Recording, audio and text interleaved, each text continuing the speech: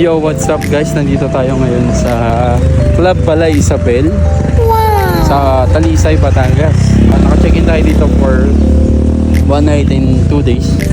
So hanggang bukas tayo ng alas 2. Maya papakita ko yung room namin, ano yung inabail namin na room. So let's go, pakita mo yung view.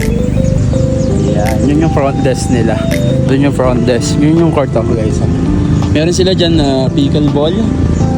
Meron din dyan badminton, basketball yan. So dito rin ako nag-aral ng TESDA. So, nadaanan namin kanina. Pinakita ko na kayo yan. So ito yung front desk nila. Kumintang natin yan dyan yung front desk. Yan. Wala pala Isabel. Yung banyadero, yan yung mga room nila ay nakapinapangalan sa mga lugar dito sa Batangas, sa Tanawan. So yan, naka-elevator tayo. So, third floor, second floor tayo, no? Third, 304. So, 304 kami. Kompangis, no? No? Yung may sa balay, di ba? Okay. So, itutur ko kayo mamaya dun sa room na kinuha namin. Let's go. So yun guys, tayo, room 304, Banyadero. So, ito siya. So, let's go, check natin. Tara, check natin yung loob. Pangkalat, actually kanina pa kaming naka-check-in. So, yun guys. So, good siya for family. Four. Yan. For 4 person. Ano? So, yan. Ito yung labas niya. Pag ganito yung cortina. And then, pagka... Ito ako sa rin. Yan guys. So, nandun yung pool. Yung paliwan natin. Mamaya mag-swimming tayo doon. And then, ito yung ano nila. May view din dyan. Matilapyaan. Pero yan. So, more on dito rin ako nag-i-event pagka may event ako dito. Yan sa kabila. Tsaka dito. May event nila. So, yun. Check natin. Yung room nila, maganda. So, yan. Meron tayong rep. May kasamang rep sa kwarto. May painitan ng tubig. Pagka gusto mong magkape, yan. Nakaready sila dito. So, ito yung CR. Maganda, CR. Goods. Diba? Kasi natin yung ilaw yan. It almost ano na eh, 5, 6 na rin something. So ito, may cabinet din. Ayan. Outfit natin mamaya. So yun guys, ito yung room nila. Good siya, maganda.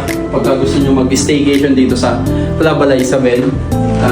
Yan, yung kama, dalawa din yan. Meron sa ilalim. Hindi ko na mahugot kasi may nakaharap.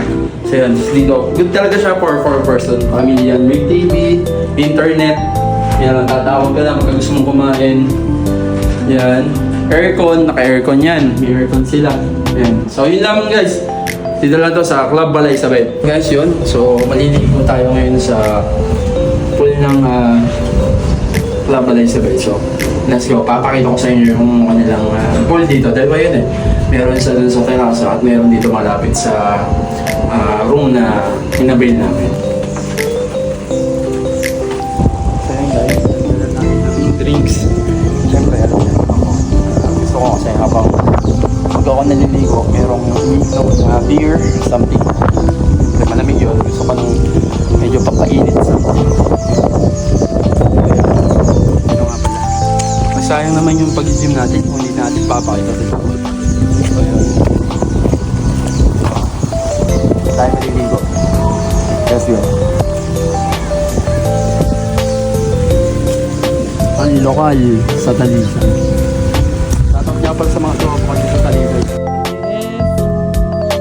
Yes. Nice tayo.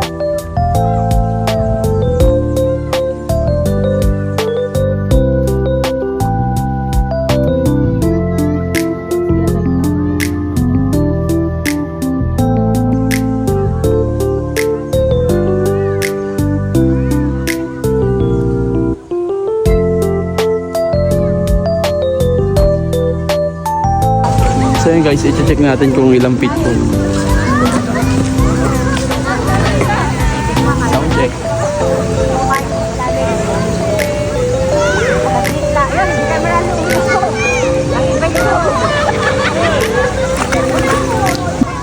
Hanggang dito lang, sa dibdib ko. Siguro hanggang dito mo siya. Hanggang ano, pwede. Oh, sagad oh. Ayun guys, sarap.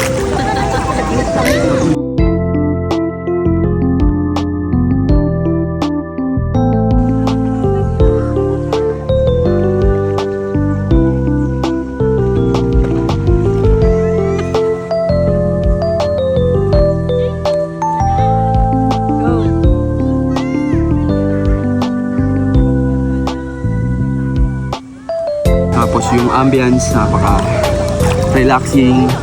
Parang ano lahat ng problema mawawala muna. Panandali mawawala. So, iisipin mo lang dito is mag-enjoy, mag-relax. Yun lang. Diba? So, let's go.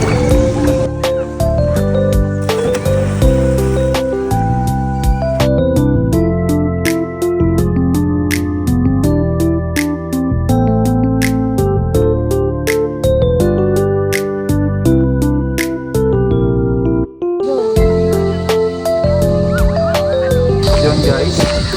Dahil sa hindi tayo nakapag-inom sa ano. Ito na. Mas malayo dyan eh.